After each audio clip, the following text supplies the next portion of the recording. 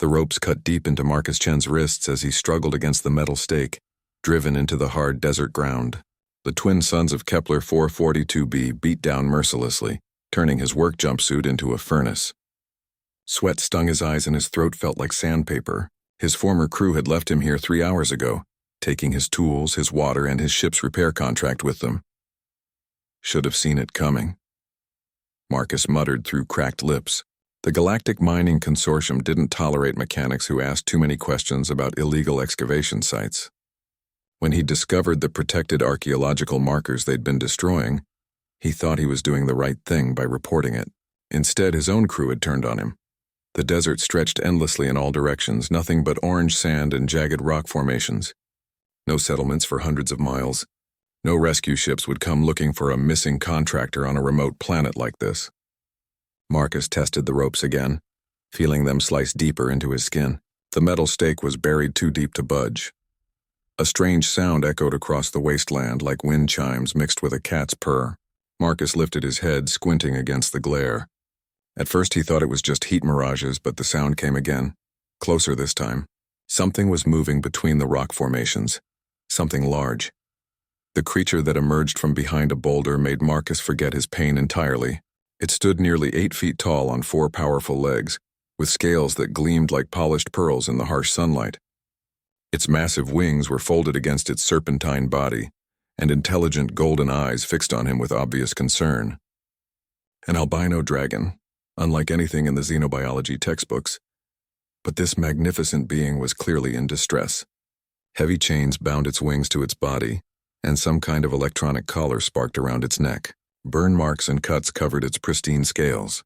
The dragon approached slowly, making that musical purring sound again. "Hey there, beautiful," Marcus whispered, his voice barely audible. "Looks like we're both having a bad day." The dragon tilted its head, studying him.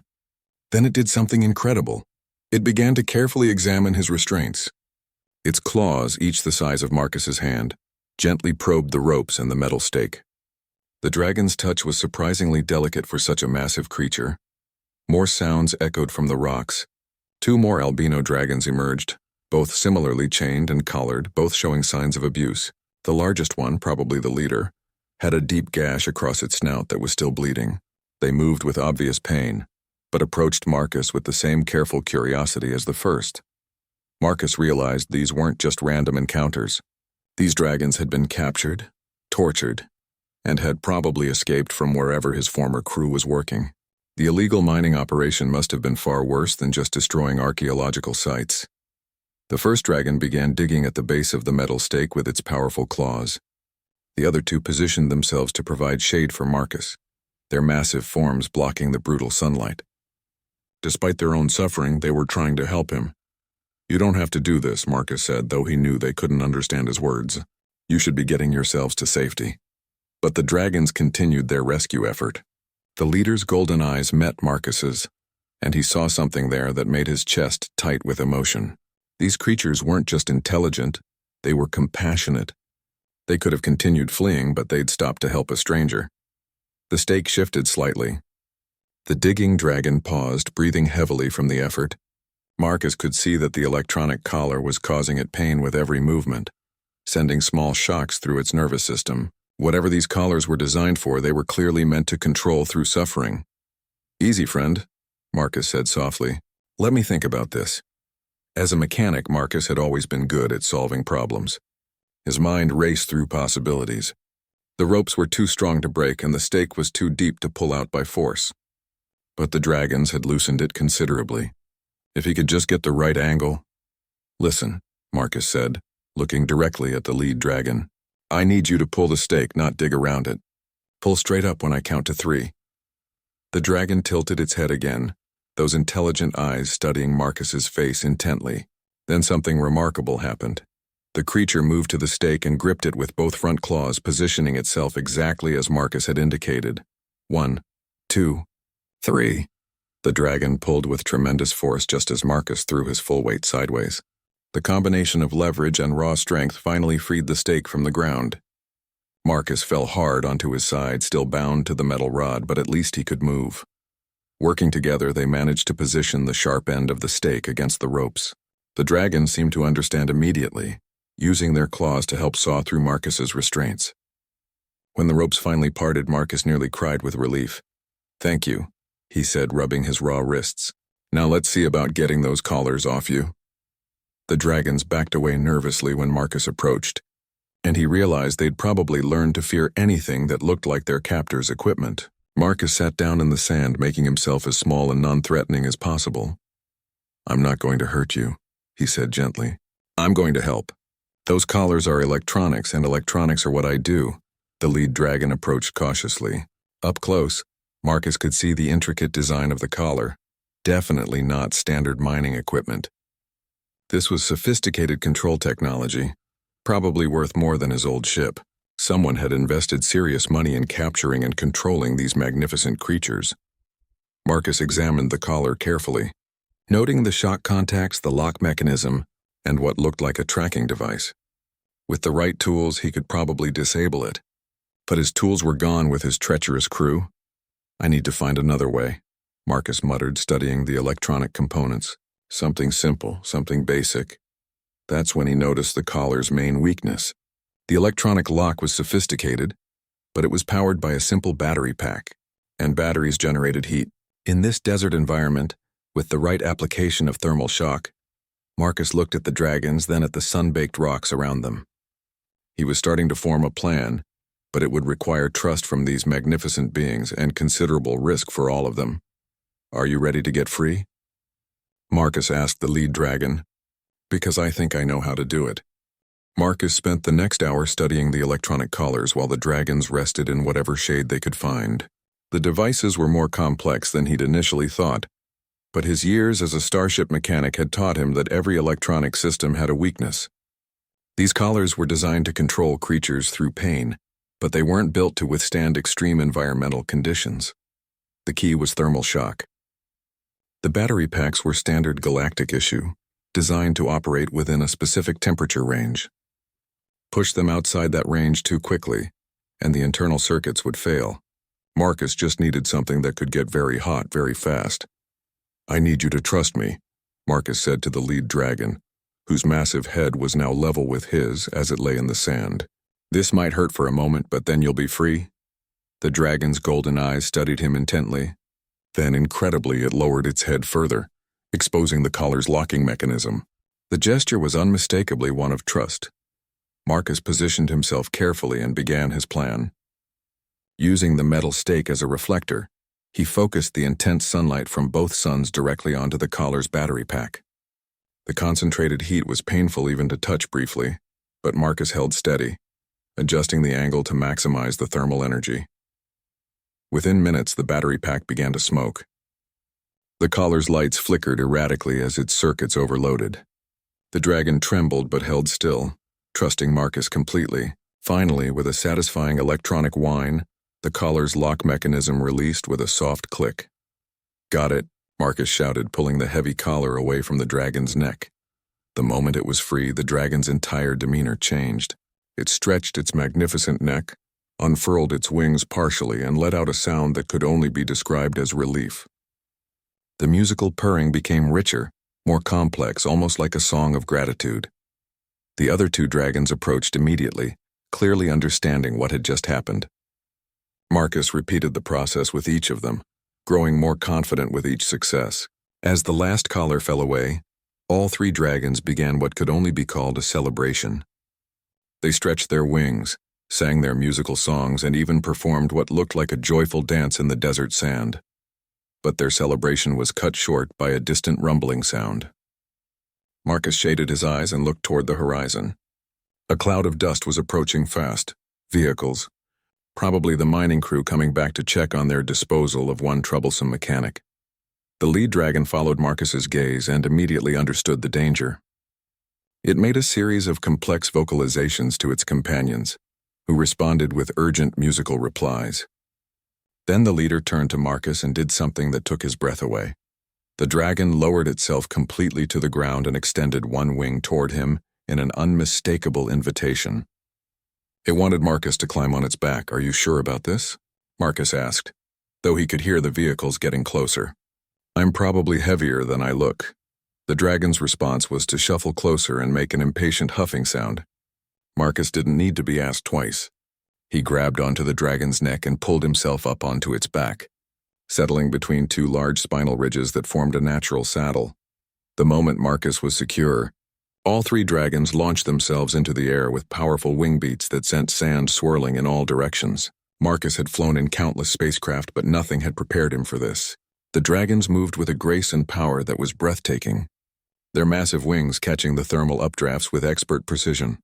From the air, Marcus could see the mining convoy clearly, 6 heavy vehicles loaded with armed guards.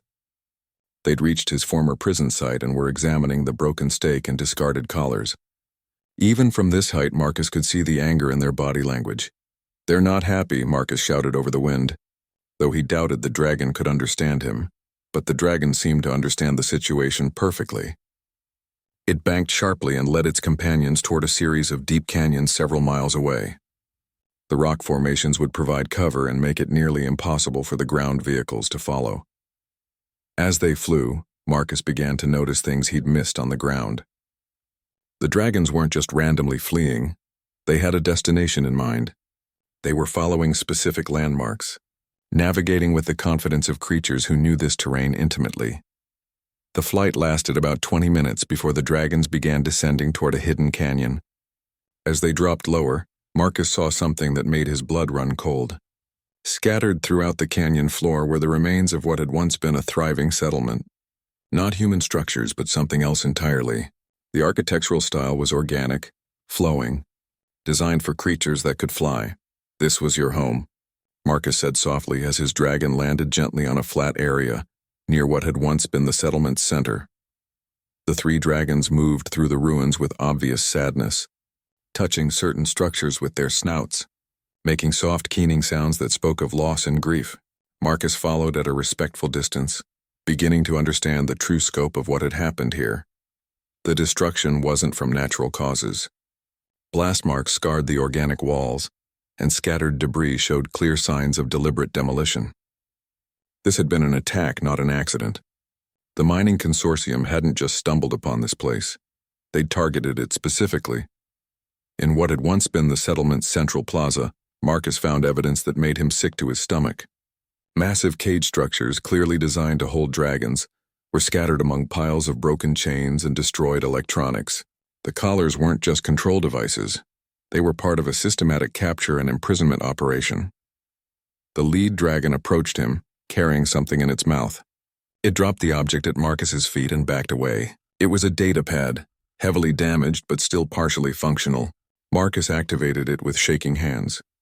The display was in standard galactic, and what Marcus read made his anger burn white-hot. It was a shipping manifest for exotic biological specimens, destined for private collectors across the galaxy. Each entry listed details about captured dragons, their size, coloration, and estimated market value. The albino dragons were listed as premium specimens worth millions of credits each. "They wiped out your entire settlement to capture your people," Marcus said, his voice tight with rage. "They're slavers. Alien slavers." The dragon that had brought him the datapad stepped closer and touched Marcus's shoulder gently with its snout. Then it did something extraordinary. It began to project images directly into Marcus's mind. The mental connection was gentle but overwhelming. Marcus saw the dragon settlement as it had been before the attack, a thriving community of hundreds of dragons living in harmony with their environment. He saw families, young dragons learning to fly, elders sharing knowledge through their musical communications. Then came the invasion. Heavily armed ships arrived without warning, using sonic weapons to ground the dragons and neural nets to capture them. The few who escaped, including these 3, had been hunted relentlessly. They'd been the last free dragons on the planet.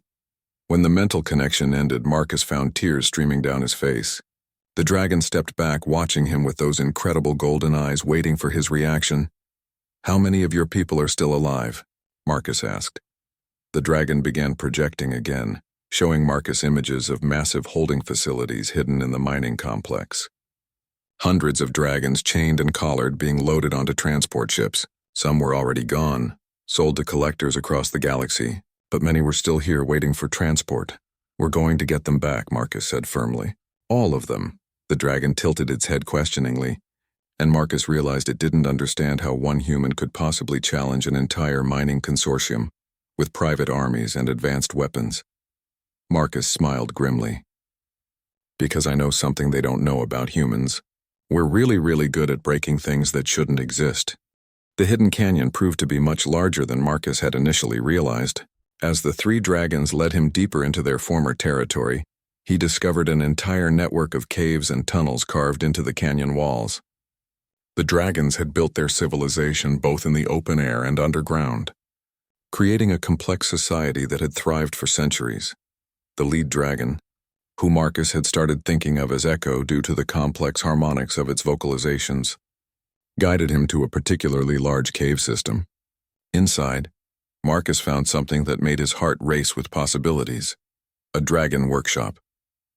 The space was filled with crystalline formations that seemed to grow naturally from the cave walls, but Marcus's trained eye recognized them as sophisticated technology.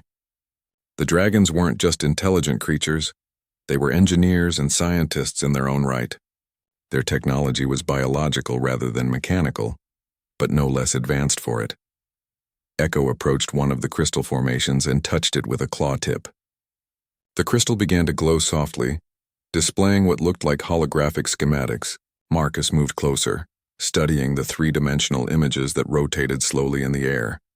Communication systems, Marcus breathed, recognizing the purpose despite the alien design. You've been monitoring them, haven't you? Echo projected another brief mental image, showing the dragons using these crystal arrays to track the movement of mining ships and ground vehicles. They'd been conducting reconnaissance on their captors, gathering intelligence about guard schedules, transport routes, and facility layouts. The second dragon, smaller and more agile than Echo, activated another crystal display. This one showed detailed maps of the mining complex, including underground holding facilities that didn't appear on any official surveys. Marcus studied the layout carefully, his mechanic's mind automatically analyzing weak points and potential entry routes. The main power grid runs through here, Marcus said, pointing to a junction shown on the holographic map. And the transport bay is here. If we could cause a blackout and confusion at the same time. The third dragon, the one with the healing gash on its snout, made a series of musical sounds that seemed urgent. Echo responded with equally complex vocalizations, and Marcus realized he was listening to a strategic discussion. These creatures were planning something, and their musical language was far more sophisticated than he'd imagined. Echo turned to Marcus and began projecting images again. This time, Marcus saw the mining facility's daily routine, guard changes, feeding times for the captive dragons, and most importantly, the twice-daily transport launches that were taking captured dragons off-world. When's the next transport? Marcus asked. The mental image shifted, showing the position of the twin suns. Marcus calculated quickly. They had less than 18 hours before another ship full of dragons would be lost forever. We need to move fast, Marcus said. But first we need better intel and some way to level the playing field.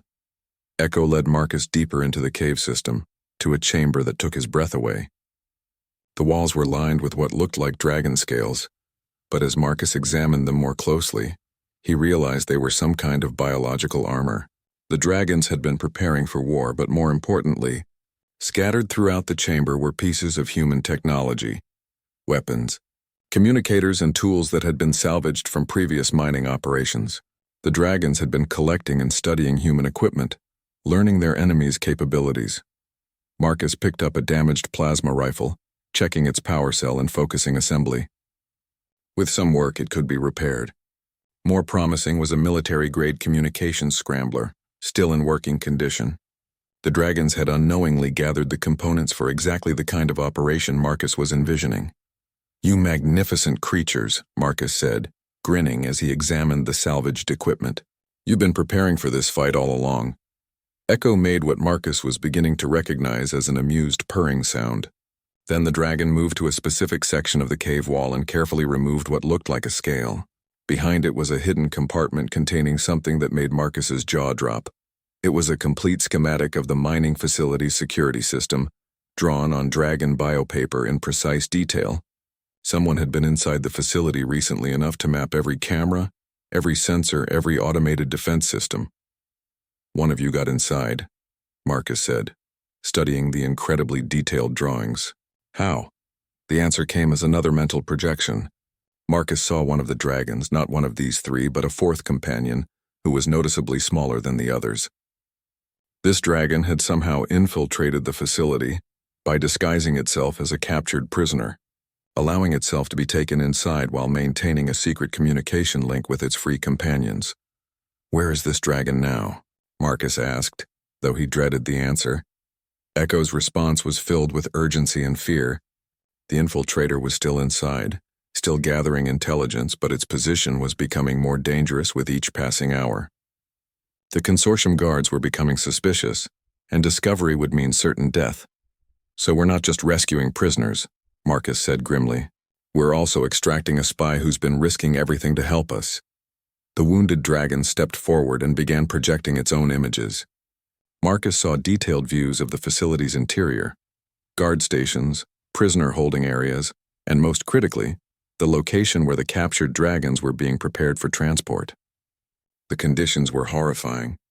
Dragons chained in cramped compartments, force-fed drugs to keep them docile, and subjected to regular shock treatments to break their spirits. Marcus felt his anger building to dangerous levels. As a mechanic, he'd seen plenty of cruelty in the galaxy's industrial operations, but this was beyond anything he'd imagined. These weren't just captured animals, they were sentient beings being tortured for profit. "How many guards?" Marcus asked, forcing himself to think tactically. The answer came through a combination of mental images and musical communications between the dragons. 47 armed guards total, working in 3 shifts, advanced surveillance systems, automated defense turrets, and a rapid response team that could call in air support from orbit. "Okay, so a frontal assault is out," Marcus said. "But what about a technical assault?" Marcus began sketching in the cave's sandy floor, using techniques he'd learned from years of troubleshooting complex systems. Every technological system had dependencies: power, communications, environmental controls. Take out the right components in the right order, and you could turn the enemy's own technology against them. "Here's what we're going to do," Marcus said, looking at his 3 draconic allies. "We're going to make them think their own systems are malfunctioning. Cascading failures, false alarms, equipment breakdowns. While they're running around trying to fix everything, we're going to walk in the front door." Echo tilted its massive head skeptically, clearly doubting that such a plan could work against a sophisticated operation. Marcus grinned. "You've never seen a really motivated human mechanic work, have you? We don't just fix things, we break them in very specific ways." He stood up and began gathering the salvaged equipment. "First, we need to modify this communication scrambler to interfere with their internal systems. Then we're going to use their own security network to create chaos. And finally, we're going to give every dragon in that facility the chance to remember what their claws and teeth are for." The 3 dragons exchanged complex musical communications, clearly discussing the risks and possibilities. Marcus waited patiently, understanding that they were weighing not just their own survival, but the lives of hundreds of their people. Finally, Echo approached Marcus and touched his shoulder with its snout again. The mental connection that followed was brief but clear. They would trust his plan and they would fight alongside him. "Good," Marcus said, shouldering the modified equipment. "Because we're about to show these slavers why humanity earned its reputation as the galaxy's most persistent troublemakers." As they prepared to leave the canyon, Marcus took one last look at the ruins of the dragon settlement. By tomorrow it would either be the site of a new beginning for the dragons, or the place where they'd made their final stand. Either way, Marcus was determined that the galaxy would remember that humans and dragons had fought together against tyranny. "Time to go rescue some family," Marcus said. The mining facility sprawled across the desert floor like a metallic cancer, its harsh artificial lights visible from miles away. Marcus and the 3 dragons approached under cover of the smaller moon's shadow, using the natural rock formations to mask their movement. The facility was larger than the schematics had suggested. Clearly, the consortium had been expanding their operation rapidly. Marcus checked his modified equipment one final time. The communication scrambler was now rigged to piggyback false signals onto the facility's own network. The salvaged plasma rifle had been recalibrated to overload electronic systems rather than destroy them outright. Most importantly, He jury-rigged a signal amplifier that would let him maintain contact with the dragons even inside the heavily shielded facility. "Remember the plan?" Marcus whispered to Echo, though he knew the dragon couldn't understand his words. The meaning was clear enough. They'd rehearsed this approach during their journey across the desert. Echo and the other two dragons would position themselves at strategic points around the facility's perimeter. When Marcus triggered the first phase of his electronic assault, they would move to predetermined emergency exits, ready to guide escaping dragons to safety. The wounded dragon, despite its injury, had insisted on taking the most dangerous position near the main transport bay. Marcus activated his scrambler and immediately heard the satisfying sound of alarms going off in the distance. His false signals were being interpreted as system malfunctions throughout the facility. Security cameras began cycling randomly, environmental controls started fluctuating, and most importantly, the automated defense systems began running diagnostic routines that would keep them offline for at least 20 minutes. Phase 1 was working perfectly. Marcus approached the facility's service entrance, a maintenance access point that the infiltrator dragon had identified as having minimal security. The electronic lock was sophisticated, but Marcus had been breaking into secured areas since his first week as an apprentice mechanic. The scrambler had already confused the lock's authentication system. All Marcus had to do was provide it with any signal that looked like a valid access code. The door slid open with barely a whisper. Marcus was inside. The facility's corridors were sterile and functional, designed for efficiency rather than comfort. Emergency lighting cast everything in an ominous red glow, as the facility's computer system struggled to cope with the cascading malfunctions Marcus had introduced. Guards could be heard shouting orders in the distance, but they were clearly focused on the main operational areas rather than the service levels. Marcus followed the mental map the dragons had provided, navigating through maintenance tunnels toward the central power distribution center. Along the way, he passed glimpses of the facility's true purpose that made his stomach churn. Laboratories filled with restraint equipment, obviously designed for dragons. Medical stations with drugs labeled as neural suppressants and submission enhancers. This wasn't just slavery, it was systematic psychological torture. The power center was exactly where the schematics had indicated, protected by nothing more than a standard electronic lock that Marcus bypassed in seconds. Inside, he found the facility's technological heart, a massive fusion reactor feeding power to dozens of systems throughout the complex. Marcus didn't want to destroy the reactor that would kill everyone in the facility, including the captive dragons. Instead, he began implementing Phase 2 of his plan. Using his technical knowledge, he started introducing specific power fluctuations that would cause predictable cascade failures throughout the facility's systems. First, he overloaded the climate control system, causing temperature alarms throughout the complex. Then he triggered false radiation warnings that would force evacuation of several key areas. Finally, he began cycling the artificial gravity generators, creating disorienting effects that would make it nearly impossible for the guards to coordinate effectively. As Marcus worked, his comm unit crackled with an unexpected signal. Someone was trying to reach him on the emergency frequency the dragons used. "Hello?" Marcus whispered into the device. "Echo, is that you?" The response came in halting, accented Standard Galactic that was clearly being spoken by someone unused to human vocal patterns. "Not Echo, I am Whisper. I am inside." Marcus's heart raced. The infiltrator dragon had somehow learned to speak human languages. "Whisper, this is Marcus, the human helping your people.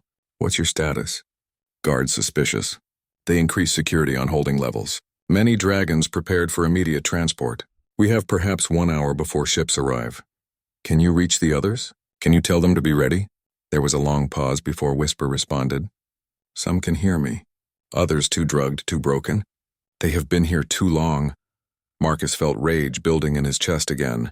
"Where are you exactly?" "I'm coming to get you." "No, too dangerous. I guide you to controls for restraint systems. You free them, I keep guards busy." "Whisper, if they catch you. If we fail, all dragons die anyway. Better to die fighting." Marcus couldn't argue with that logic. "Tell me where to go." Following Whisper's whispered directions, Marcus made his way deeper into the facility. The power fluctuations he'd triggered were causing increasing chaos. Guards ran past his hiding spots without noticing him. too focused on emergency protocols to pay attention to shadows in the maintenance areas. The restraint control center was located adjacent to the main holding area. As Marcus approached, he began to hear sounds that made his blood run cold, the musical keening of dragons in pain, muffled by the heavy steel walls but unmistakably filled with suffering. The control center was occupied by a single technician who was frantically trying to stabilize the facility's systems. Marcus waited for the right moment, then emerged from the shadows. "Hands up," Marcus said, pointing his modified plasma rifle at the technician. "Step away from the controls." The technician, a nervous-looking human in a mining consortium uniform, raised his hands immediately. "Look, I'm just maintenance staff. I don't know anything about the dragons. I just keep the systems running." "Then you're going to help me shut them down," Marcus said grimly. "Show me how to release all the restraints on the dragons." "I can't do that. The collars will shock them to death if they try to move without authorization." Marcus studied the control panel, his technical training kicking in. The system was more complex than the simple collars he'd removed in the desert, but the basic principles were the same. Every electronic restraint system needed fail-safes to prevent accidental death of valuable merchandise. "Where's the emergency release protocol?" Marcus demanded. "There isn't one. The whole system is designed to prevent escapes." Marcus pushed past the technician and began examining the control systems directly. There had to be a way to safely remove the restraints. The consortium couldn't risk accidentally killing millions of credits worth of exotic specimens. His comm unit crackled again. "Marcus," Whisper's voice was urgent now. "Guards coming to control center." "Many guards. You have perhaps 3 minutes." Marcus's hands flew over the control panel, following circuit pathways and power distribution patterns. There, hidden behind multiple security locks, was exactly what he was looking for. A master override that would safely shut down all restraint systems simultaneously. "Why would they hide this so deeply?" Marcus muttered as he began hacking through the security layers. The technician answered reluctantly. "Because if anyone ever used it, every dragon in the facility would be free at the same time. It would be a massacre." Marcus grinned fiercely as he broke through the final security barrier. "That's exactly what I'm counting on." He activated the master override just as the sound of heavy boots echoed in the corridor outside. Every restraint collar in the facility deactivated simultaneously, every chain lock opened, and every cell door released its magnetic seal. The musical keening of the dragons immediately changed tone, shifting from pain and despair to something that sounded very much like war songs. Marcus's comm unit exploded with activity as Whisper's voice came through again. But this time the dragon was no longer whispering. It was roaring with triumph. "Marcus, all free. All dragons free. Now we fight." Through the facility's walls, Marcus could hear chaos erupting as hundreds of freed dragons discovered they could move again. The sound of rending metal and shattering electronics echoed from every direction as the captive dragons began expressing their feelings about their treatment. "Time to go," Marcus said to the terrified technician. "I'd suggest you find the nearest emergency exit and use it quickly." As guards burst into the control center, Marcus was already disappearing into the maintenance tunnels, heading for his planned extraction point. Phase 3 of the plan was now in motion, and from the sounds echoing through the facility, the dragons were making very good use of their newfound freedom. The rescue mission had become a prison break, and the galaxy was about to learn why keeping dragons in cages was a very, very bad idea. The mining facility shook like it was caught in an earthquake as hundreds of freed dragons vented their fury on their former prison. Marcus crawled through maintenance tunnels while the sounds of destruction echoed from every direction, the screech of torn metal, the crack of shattering concrete, and the occasional human scream as guards discovered that their weapons were far less effective than they'd believed. Marcus's comm unit was alive with dragon communications now, a complex symphony of musical calls and responses as the freed prisoners coordinated their escape. Through the chaos, he could occasionally make out Whisper's voice providing tactical updates in broken standard galactic. "Transport bay secured," Whisper reported. 3 ships destroyed, guards retreating to central complex.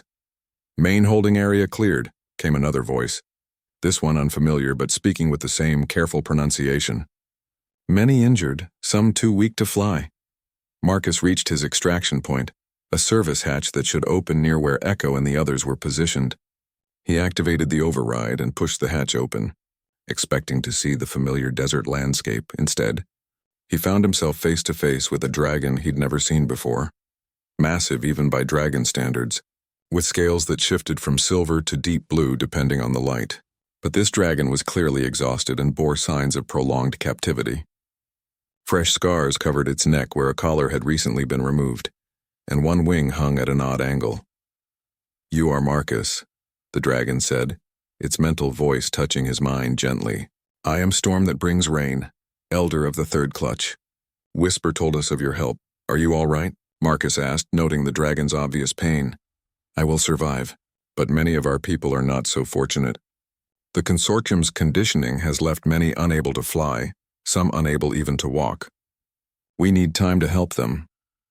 As if summoned by Storm's words, Echo appeared with a group of other dragons, some supporting companions who were clearly struggling to move. Marcus was horrified to see the extent of the torture the consortium had inflicted. Many dragons showed signs of broken bones that had healed improperly. Others moved with the trembling symptoms of neurological damage from prolonged shock treatments. "How many need medical attention?" Marcus asked. Echo's mental response was grim. "Nearly half cannot fly on their own. Some may never fly again." The sound of approaching aircraft interrupted their conversation. Marcus looked up to see 3 military shuttles approaching from the horizon, their weapon systems already charging. "Consortium reinforcements," Storm said, his mental voice heavy with resignation. "They will not allow so many of us to escape." Marcus studied the approaching ships through his salvaged binoculars. Military-grade but older models, probably purchased surplus from galactic defense forces. Their shields would be strong, but Marcus had worked on similar ships and knew their weaknesses. "Can you get a message to all the dragons?" Marcus asked Echo urgently. "Yes, through the harmony. What do you need them to know?" "Tell them to take cover in the deep caves, especially the ones who can't fly. And ask if any of them have experience with human technology." Echo's musical call rang out across the facility, and within moments Marcus heard responses from dozens of dragon voices. The answer that came back surprised him. Many learned by watching their captors, Echo relayed. Some became very skilled at understanding human systems. "Perfect. Here's what we're going to do." Marcus outlined his plan quickly as the military shuttles closed in. It was desperate and dangerous, but it was their only chance to save the injured dragons and prevent recapture. The plan relied on the fact that the dragons had been observing human technology for months during their captivity. Several dragons had learned not just how to operate human equipment, but how to sabotage it. If Marcus could get them access to the right systems— "Whisper," Marcus called into his comm unit. "Are you still in the facility?" "Yes, in Transport Control Center. Guards fled when ceiling collapsed. Can you access the facility's communication array?" "Already have access." "What do you need?" Marcus grinned fiercely. "I need you to send a very specific message to those incoming shuttles." With Whisper's help, Marcus began broadcasting false signals to the military shuttles, identifying himself as a consortium security chief, and claiming that the dragon escape was actually a planned transfer to a more secure facility. The ruse wouldn't last long, but it might buy them precious time. Meanwhile, Echo and Storm organized the dragons who were capable of flight into defensive positions among the rock formations. Those who understood human technology began working with salvaged equipment to create improvised weapons and jammers. The injured dragons were being moved into the deepest caves, where the canyon's natural formations would provide protection from airstrikes. Marcus watched with admiration as healthy dragons worked together to carry their wounded companions, never leaving anyone behind despite the obvious danger. The lead military shuttle pilot wasn't buying Marcus's deception. "Facility control, this is Colonel Vex. I'm showing massive energy signatures and unauthorized broadcasts. Explain the situation immediately or we will commence bombardment." Marcus exchanged glances with Echo. Time was up. All dragons with flight capability. "Implement Plan 7. Echo's musical call rang out across the canyon. Suddenly, the sky filled with dragons. They emerged from hidden positions among the rocks, from cave entrances, and from behind the facility's damaged structures. The sight was magnificent and terrifying. Hundreds of freed dragons taking to the air in coordinated formation. But these weren't random escape attempts. The dragons had been listening to Marcus's tactical suggestions and adapting them to their own natural abilities. They flew in patterns that created radar shadows, used their knowledge of the terrain to force the shuttles into disadvantageous positions. And most importantly, they worked as a coordinated team. "What the hell are those readings?" came Colonel Vex's confused voice over the comm. "Dragons don't fly in military formations." The lead shuttle fired its first plasma burst at a cluster of dragons, but they dispersed at precisely the right moment, reforming seconds later in a completely different configuration. Meanwhile, other dragons were using their understanding of human technology to jam targeting systems and communication arrays. Marcus watched in amazement as Storm that brings rain, despite his injuries, led a group of dragons in what could only be called an aerial ambush. They used the canyon's natural acoustics to create sonic interference that disrupted the shuttle's navigation systems. "This is impossible." Colonel Vex's voice was becoming increasingly frustrated. "Dragons don't use tactics like this." "That's because you've never seen dragons fight alongside a human mechanic," Marcus muttered. But the military shuttles were adapting too. They began using area effect weapons that didn't require precise targeting, and their superior armor was beginning to tell. Several dragons had already been wounded by near misses, and Marcus knew they couldn't sustain this kind of battle for long. "Echo, we need to end this fast," Marcus called. "Do any of your people know the weak points on those shuttle designs?" The response was immediate and precise. Apparently, several dragons had become very familiar with shuttle maintenance procedures during their captivity. They knew exactly where the reactor cooling intakes were located and how much force it would take to disable them. The final phase of the battle was unlike anything in recorded military history. Coordinated teams of dragons executed precision strikes on specific shuttle components, guided by technical knowledge they'd gained during months of observation. Within minutes, all three shuttles were forced to make emergency landings, their crews more confused than injured. As the dust settled, Marcus found himself surrounded by hundreds of freed dragons, all looking at him with expressions he was still learning to read. But the emotion behind those golden eyes was unmistakable, gratitude mixed with something that might have been hope. "Is everyone safe?" Marcus asked Echo. "For now, but more ships will come, and some of our people are still too injured to travel far." Marcus looked around at the assembled dragons, from the magnificent flyers to the wounded who could barely walk. They'd won this battle, but the war was far from over. The consortium wouldn't give up easily, and there were still dragon prisoners on ships throughout the galaxy. "Then we'd better get ready for the next round," Marcus said, "because this fight isn't over until every last dragon is free." The abandoned mining facility had become an unlikely medical center, as dragons with knowledge of healing worked to treat their injured companions. Marcus moved among them, using his technical skills to help wherever possible, modifying salvaged medical equipment to work with dragon physiology, rigging communication systems to coordinate with rescue efforts, and studying the consortium's abandoned data files. What he found in those files made him realize their victory was only the beginning. The operation on this planet was just one node in a vast network of dragon trafficking that stretched across dozens of star systems. Hundreds of dragons were already in transit to buyers. Thousands more were being held in facilities throughout the galaxy. "The scale of this is incredible," Marcus said to Storm that brings rain, who was resting nearby while his injured wing healed. "They've been doing this for years. Entire dragon populations have disappeared from remote worlds." Storm's mental response was heavy with ancient sadness. "We suspected as much.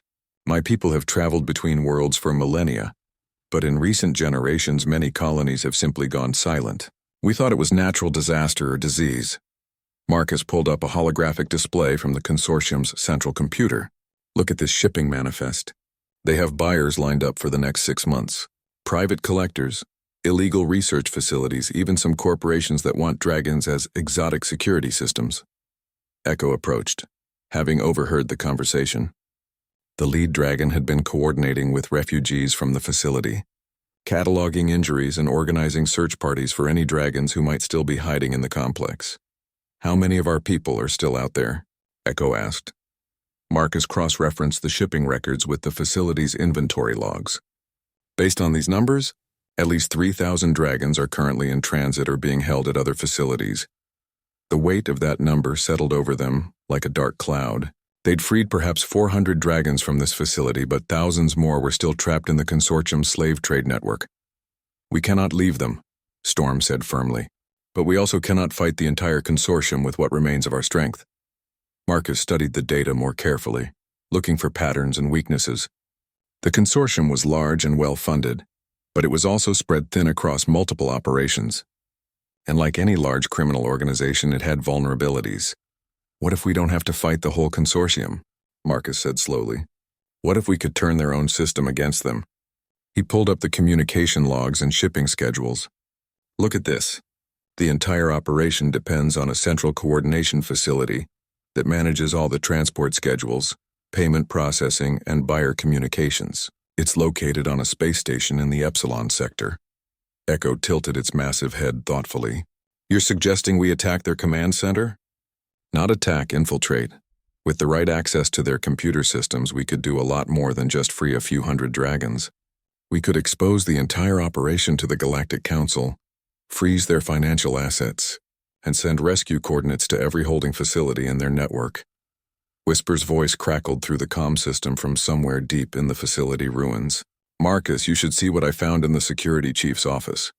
Marcus made his way through the damaged corridors to find Whisper standing over a massive safe that had been torn open with dragon claws. Inside were personal communication devices, data storage units, and most importantly, a set of military-grade identity documents. This security chief, Whisper said, carefully pronouncing each word. He was undercover agent. Galactic Defense Forces. Marcus examined the documents carefully. They were authentic GDF credentials. And according to the mission briefings, this agent had been investigating the consortium for over a year. But something had gone wrong. The final report was incomplete, ending abruptly 3 weeks ago. They found out he was a spy, Marcus said grimly. That's why security was increased recently. But the agent's research was invaluable. He'd identified key consortium personnel, mapped out the financial structure of the operation, and most importantly, he'd developed detailed plans for infiltrating the central command station. This is our way in, Marcus said, studying the infiltration plans. The agent was planning to pose as a new security contractor. With these credentials and the right preparation, we could finish what he started. Echo and Storm exchanged complex musical communications before responding. It would be extremely dangerous, and it would require leaving our injured people behind while we travel to another star system. Not all of us, Marcus said. A small team, humans and dragons working together. But first, we need to establish a safe haven for everyone who can't make the journey. Over the next several hours, they developed a comprehensive plan. The injured dragons would be moved to a hidden canyon system that Storm's people had used as an emergency shelter in ancient times. A group of healthy dragons would remain to protect them and continue rescue operations for any dragons still scattered across the planet. Meanwhile, a select team would travel to the consortium's command station. Marcus would use the undercover agent's identity and credentials to gain access to the central computer systems. Echo and 2 other dragons would provide reconnaissance and emergency backup, using their ability to survive in the vacuum of space for short periods. But they needed transportation. The consortium's ships had been damaged in the battle, and none of the dragons were capable of interstellar flight on their own. I might have a solution, Marcus said, remembering something from his early examination of the facility. The consortium had a private courier ship docked here for executive transport. If it wasn't damaged in the fighting, they found the ship in a concealed hangar bay, sleek and fast, designed for stealth rather than combat. More importantly, it had the latest consortium security, codes and identification systems. It would pass casual inspection at any consortium facility. Marcus spent the next day modifying the ship's systems while the dragons prepared for what might be their final mission. He installed hidden communication arrays that would let the dragons maintain contact with their people, modified the environmental systems to accommodate dragon passengers, and most importantly, programmed several surprise functions into the ship's computer systems. If this goes wrong, Marcus said to Echo as they prepared to depart, if we don't make it back, make sure the galaxy knows what happened here. Make sure they know that dragons and humans fought together against slavery. Echo's response was a complex harmony that Marcus was beginning to understand. It spoke of honor, friendship, and the willingness to risk everything for justice. As their ship lifted off from the desert planet, Marcus looked back at the ruins of the facility, where hundreds of dragons had suffered, and where they'd won their first victory against the consortium. Below them, the lights of the hidden dragon refugee camps twinkled like stars in the canyon depths. "Next stop, the Epsilon sector," Marcus said, settling into the pilot's seat. "Time to shut down a slave trade." Echo settled into the specially modified passenger area, along with 2 other dragons who had volunteered for the mission despite the risks. The smaller one was a communications specialist who could interface with human computer systems. The larger was a warrior who had specifically requested the chance to face the consortium's leadership. As they entered hyperspace, Marcus felt a mixture of fear and anticipation. They were leaving the familiar battleground of the desert planet for something much more dangerous, the heart of the consortium's power. But they weren't going in alone, and they weren't going in unprepared. The dragons had taught him that freedom was worth fighting for, regardless of the odds. Now it was time to teach the galaxy that enslaving dragons was a mistake no one would make twice. "Epsilon sector coordinates locked in," Marcus announced. "ETA 18 hours. Echo's musical response was filled with determination. The real fight was just beginning. The Epsilon station loomed ahead like a metallic spiderweb against the starfield, its multiple docking arms extending in all directions from a central hub. Marcus guided their stolen consortium ship toward one of the commercial docking bays, his heart pounding as he transmitted the security codes they'd taken from the undercover agent's files. "Courier ship Nighthawk, you're cleared for docking bay 7, came the routine response from traffic control. "Welcome to Epsilon Station." "So far, so good," Marcus whispered to Echo, who was hidden in the ship's cargo hold along with the other 2 dragons. "Remember, once I'm inside, you'll have exactly 30 minutes to get into position before the station's security rotation changes." Echo's mental response was calm and focused. "We understand. The harmony will guide us." Marcus docked the ship and made his way through the station's corridors. Wearing the consortium security uniform they'd salvaged and carrying the dead agent's identification codes. The station was massive, a commercial hub that processed legitimate shipping alongside the consortium's illegal activities. Thousands of beings moved through its passages, most of them having no idea they were helping to facilitate the galaxy's largest slave trade operation. The central command center was located in the station's secure core, accessible only to high-ranking consortium personnel. Marcus approached the security checkpoint, trying to project the confidence of someone who belonged there. "Security inspection," Marcus announced to the guard, showing his fabricated credentials. "Random audit of the command systems." The guard, a bored-looking human who'd clearly done this job too long, barely glanced at the identification before waving Marcus through. "Make it quick. The director doesn't like interruptions during shift change." Marcus's blood ran cold. The director was here, personally overseeing operations. According to the files they'd recovered, Director Voss was the architect of the entire dragon trafficking network, a former military officer who'd turned his strategic skills toward organized crime. Inside the command center, Marcus was stunned by the scope of the operation. Massive holographic displays showed shipping routes throughout the galaxy, with red markers indicating dragon capture sites and blue markers showing delivery points. Hundreds of transactions were being processed simultaneously, representing the sale and transport of thousands of sentient beings. "Impressive, isn't it?" came a voice from behind him. Marcus turned to face Director Voss, a tall woman with silver hair and cold gray eyes that seemed to calculate the value of everything they looked at. She was flanked by 2 heavily armed guards, and Marcus realized his cover had been blown. "Director," Marcus said, trying to maintain his facade. "I was just conducting the security audit you requested." Voss smiled without warmth. "There was no security audit requested, and you're not Security Chief Hendricks.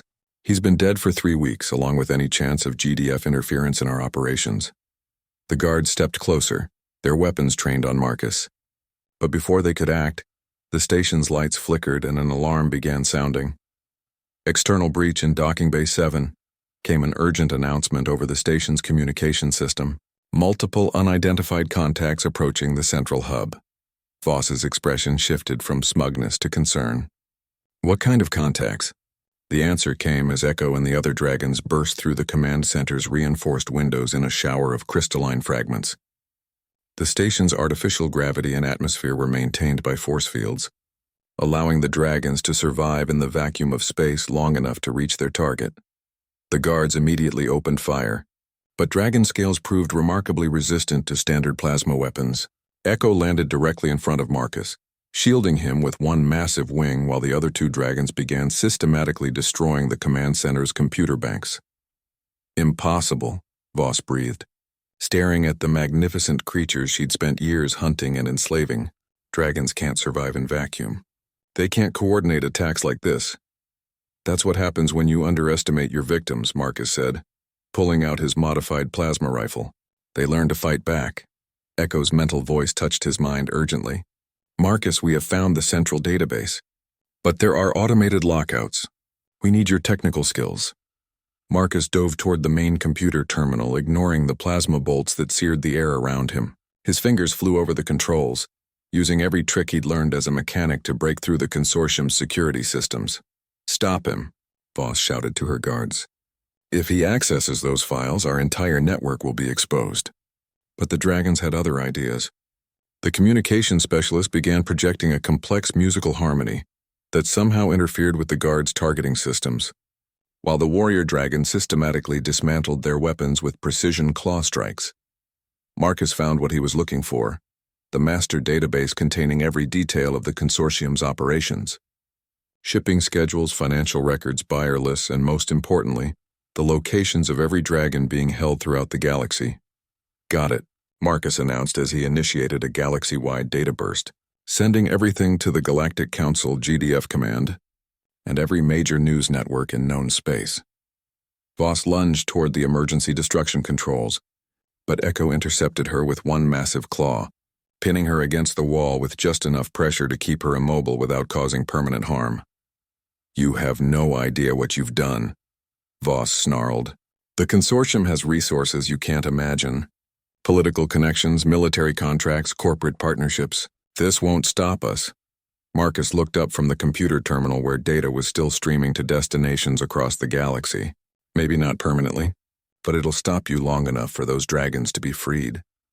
As if summoned by his words, Marcus's communication device came alive with incoming transmissions. GDF rapid response fleets were already moving toward consortium facilities throughout the galaxy. The Galactic Council was issuing emergency warrants for the arrest of consortium leadership. Most importantly, dragon colonies that had remained hidden for generations were emerging to help rescue their captured people. The harmony grows stronger, Echo said, its mental voice filled with something that might have been joy. Our people across the galaxy are awakening to the truth. Through the shattered windows of the command center, Marcus could see GDF ships emerging from hyperspace, their weapons powered and shields raised. The consortium's private security forces were already surrendering, rather than face a coordinated assault by both human military forces and dragon rescue teams. It's over, Director, Marcus said. Your slave trade is finished. Voss struggled against Echo's gentle but implacable grip. You think you're heroes? You think this changes anything? There will always be those who see profit in others' suffering. Maybe, Marcus acknowledged. But there will also always be those willing to fight against it. And now they know they're not alone. The rescue operations that followed made galactic history. Within days, dragon rescue teams supported by GDF forces had liberated facilities throughout known space. Thousands of dragons were freed, reunited with families they'd thought lost forever. The consortium's financial network collapsed as their assets were frozen and their political protectors abandoned them to save their own careers. Marcus found himself back on the desert planet 3 weeks later, watching as the dragon refugee camps transformed into a thriving settlement. The injured dragons were healing, both physically and emotionally. New arrivals came daily as word spread that this world had become a sanctuary for dragons from across the galaxy. Echo approached him as he sat watching the twin suns set over the canyon where their adventure had begun. The magnificent dragon had been elected as a liaison between the growing dragon community and the galactic governments now working to establish formal diplomatic relations. The council wants to give you a medal, Echo said, its mental voice touched with amusement. They're calling you the dragon's champion in the news feeds, Marcus chuckled. I just did what any decent person would do. You and your people did all the real fighting. No, Echo replied, settling beside him to watch the sunset. You did something more important than fight. You chose to see us as people instead of animals. You risked your life for strangers who couldn't offer you anything in return. You offered me friendship, Marcus said simply, and the chance to be part of something important. In the distance, young dragons who had been born in captivity were taking their first free flights, their joyful calls echoing across the canyon. Adult dragons were teaching them the old songs, the musical harmonies that connected their people across vast distances and carried the accumulated wisdom of countless generations. What will you do now? Echo asked. The Council has offered you a position coordinating anti-trafficking operations throughout the galaxy. Marcus considered the offer. It would mean leaving the peaceful beauty of this desert world, but it would also mean continuing the fight to protect innocents from those who would exploit them. I think, Marcus said slowly, that the galaxy could use a mechanic who specializes in breaking the chains that shouldn't exist. Echo's response was a complex harmony that spoke of approval, gratitude, and hope for the future. As the last light faded from the desert sky, the musical calls of free dragons filled the air, carrying their songs to the stars and promising that no dragon would ever again face captivity alone. The human mechanic who had been tied up and left to die in a scorching desert had become something more than a rescuer. He had become a bridge between species, proof that compassion and courage could overcome any system of oppression. And in the growing darkness lit by the gentle glow of dragon settlement fires, Marcus Chen smiled and began planning his next mission to fix something that was fundamentally broken in the galaxy's social machinery. After all, he was very, very good at his job.